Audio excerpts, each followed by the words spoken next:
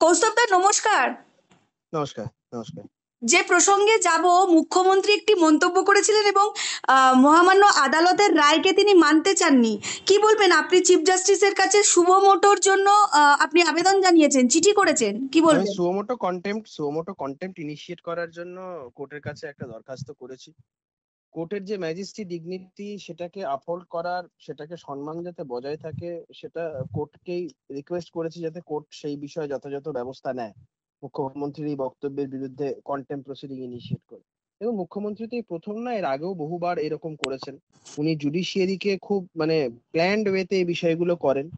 জুডিশিয়ারির মান সম্মান যাতে মানুষের চোখে কমে যায়, এইগুলো খুব প্ল্যান্ড ওয়েতে উনি করেন। এর আগেও বিধানসভায় দাঁড়িয়ে উনি একসময় বলেছিলেন যে টাকা দিয়ে কেন বিচার হবে, হুম। প্রভাবিত হবে, এই ধরনের বক্তব্য। সেই সময় হাইকোর্টে কন্টেম্প্ট প্রসিডিং ইনিশিয়েট করার একটা প্রেয়ার করেছিলেন বেশ কিছু আইনজীবী।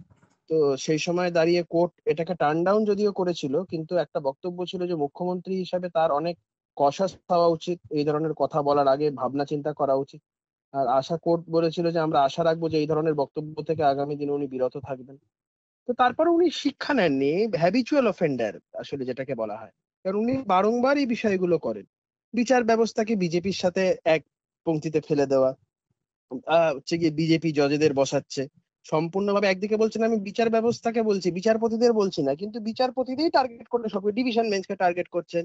বিচারপতিদের স্যালারি পাওয়া, বিচারপতিদের অ্যামিনিটিস পাওয়া, এই সমস্ত বিষয় নিয়ে কথা বলছেন। চূড়ান্ত অবমাননা কর। কোর্টের উচিত যথাযথভাবে এর বিরুদ্ধে ব্যবস্থা নেওয়া।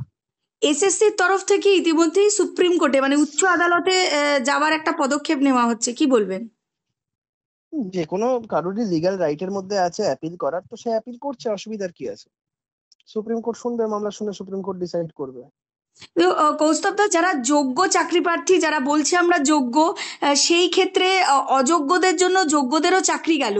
মানে এই যে একটা মানে একটা যোগ্য অযোগ্য মিলেমিশে একাকার হয়ে গেল, এই বিষয়টা এটা কিভাবে সম্ভব? দেখুন, ওইটাই ওটাই ওটাই খুব খারাপ লাগছে বিষয়টা, যে অযোগ্যদের জন্য যোগ্যরা এফেক্টেড হলো। যোগ্যদের পাশে যথাযথভাবে আইনি সহায়তা দেওয়া হবে। বিজেপি রাজ্য সভাপতি সুকান্ত মজুমদার এই কথাটি স্পষ্টভাবে বলেছেন। আমাদেরও যোগ্য চাকরি প্রার্থীদের প্রতি যথেষ্ট সহানুভূতি আছে। দেখা যাক কিভাবে বিষয়টা আগামী দিন হয়, কি দাঁড়ায়। আরেকটি বিষয়ে কল্যাণ বন্দ্যোপাধ্যায় কিন্তু সরাসরি এক্স জাস্টিস অভিজিৎ গাঙ্গুলিকে একদম কটাক্ষ করেছেন, নির্দিষ্টভাবে বলছেন তিনি কিছুই জানেন না, অশিক্ষিত। এবং শুধু তাই নয়, যদি ক্ষমতা থাকে সুপ্রিম কোর্টে গিয়ে আমার এগেনস্টে লড়াই করে দেখাক, কি বলবেন? এগুলো কেন ফালতু কথা? কল্যাণ ব্যানার্জির ফালতু কথার কোনো উত্তর আছে? এই কল্যাণ ব্যানার্জিকে দুদিন আগে তৃণমূলের লোকেরা তাদের হাইকোর্টেই পোস্টার মেরে বলেছিল মাতাল তোমায় জানতে হবে, আগামীকে মানতে হবে। তার দলের নিজেদের লোকেরা, উকিলরা যারা, তার উকিল সংগঠনের যারা আছে, তারাই কল্যাণ ব্যানার্জি সম্পর্কে এই ধরনের অবমাননা করার মন্তব্য করেছিল। আমি আর আলাদা করে কি বলবো? কিন্তু বিষয়টা হচ্ছে যে অভিজিৎ গাঙ্গুলি সেই পিরামিডের চূড়ার কথা বলেছিলেন। কালীঘাটের কাকুর কণ্ঠস্বরও মিলে গেছে। তাহলে কি কোনোভাবে একটা করে পদক্ষেপ এগোচ্ছে পিরামিডের দিকে, কি মনে হয়? দেখুন, দেখতে থাকুন, ধীরে ধীরে আস্তে আস্তে সমস্ত চোর জেলে যাবে, কোনো চোর বাইরে থাকবে না। এই যে চোর ধরো জেল ভরো যে প্রকল্প শুরু হয়েছে, এই প্রকল্পের আওতায় সবাই পড়বে। যত বড় বড় চোর জোচ্চোররা আছে কেউ পার পাবেন না। হেমন্ত সোরেন যদি জেলে যেতে পারে, অরবিন্দ কেজরিওয়াল যদি যেতে পারে, এই রাজ্যে যারা যারা বড় বড় হোতা মাথারা যারা বসে আছেন, তারাও সবাই যাবে। তাদের এত বড় বড় ডায়লগ ছিল না, কদিন আগে কিছু হলেই বলছিল যে দোষ প্রমাণিত হলে ঝুলে যাবো, এই করবো। তা এখন তো হাইকোর্ট তো চাকরি বাতিল করলো। দুর্নীতি তো হাইকোর্ট, তো সেটা তো প্রাতিষ্ঠানিক দুর্নীতি, সেই হিসাবেই তো হাইকোর্ট সেটাকে আখ্যা দিল।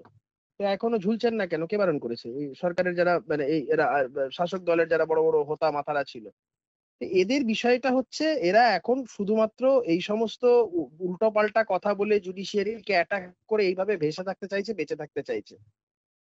এই এজেন্সি গুলো তাদের নিজেদের কাজ যত আস্তে আস্তে ধীরে ধীরে গোটাবে, যত তাড়াতাড়ি জাল গোটাবে, এদের বিপদ তত বাড়বে। এবং সেই বিপদ খুব আসন্ন। মমতা বন্দ্যোপাধ্যায় এবং অভিষেক বন্দ্যোপাধ্যায় কিন্তু প্রাণহানির আশঙ্কা করছে, কি বলবেন এই বিষয়টা নিয়ে?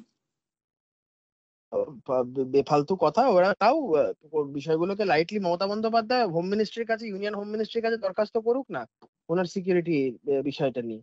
তো ইউনিয়ন হোম মিনিস্ট্রি দেখবে এই বিষয়টা। কারণ উনি তো যা অবস্থা, বাড়িতেও তো সেফ না, বাড়ি থেকে লোকে পেছনে ধাক্কা টাক্কা মেরে ফেলে ফেলে দিচ্ছেন।